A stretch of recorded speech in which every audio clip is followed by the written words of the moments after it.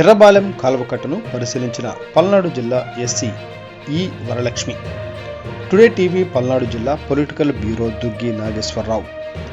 గత 2 రోజులుగా రాష్ట్రంలో కురుస్తున్న భారీ వర్షాలకు పల్నాడు జిల్లా పెదకూరపాడు నియోజకవర్గంలో బెల్లంకొండ మండలంలో నాగిరెడ్డిపాలెం గ్రామం చెరువు నుండి ఎర్రపాలెం మేజర్ కాలువ కట్ట చౌటపాపాయపాలెం వెళ్లే సప్టా వద్ద గండిపడి సుమారు 150 ఎకరాల్లో ఇటీవల నాట్లేసిన పంట పొలాలు నీటి ఉధృతికి మేట వేసి పూర్తిగా నీటిలో మునిగిపోయాయి. దీంతో నాగిరెడ్డిపాలెం రైతులు తీవ్రంగా నష్టపోయారు.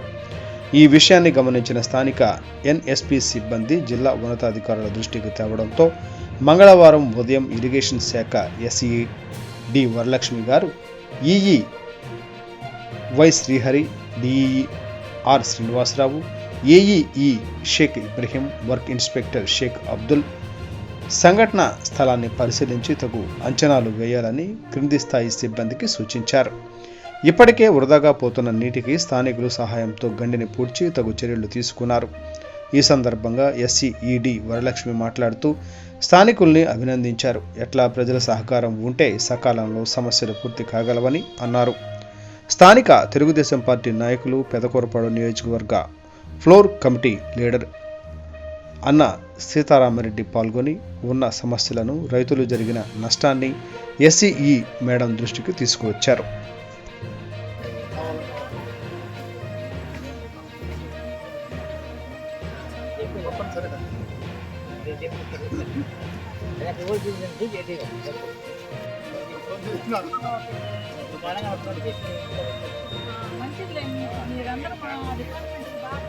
ఎప్పటి నుంచి కాదండి, ఎప్పటి నుంచైనా ఎప్పుడు ఫోన్ చేసినా ఎక్కడ పనులు ఉన్నా కూడా పాపం బండి తీసుకొస్తాడు మనకు అవసరం అంటే.